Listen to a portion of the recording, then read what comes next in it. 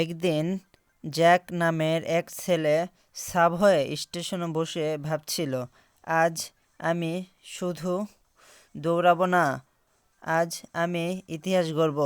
সে spray pen হাতে নিতেই পিছন থেকে মোটা পুলিশ আর তার কুকুর হাজির। পুলিশ বলল, এই এই দাঁড়াও। জ্যাক মনে মনে বলল, দাঁড়াবো?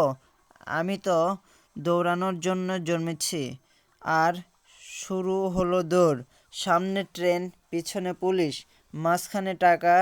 জ্যাক টাকা কুড়াতে কুড়াতে ভাবছে, এই টাকা দিয়ে আজ আমি জুতা আপডেট করব। হঠাৎ সামনে বরফ।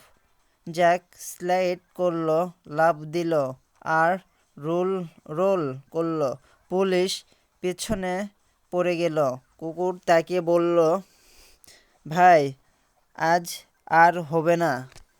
এমন সময় জ্যাক পেল ওভারবোর্ড।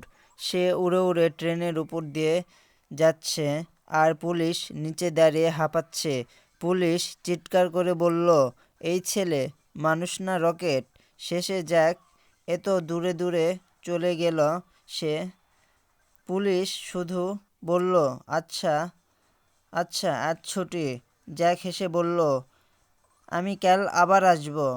আর আমরা টাপ টু প্লে চাপ দিয়ে আবার দৌড়াতে শুরু করে দিই।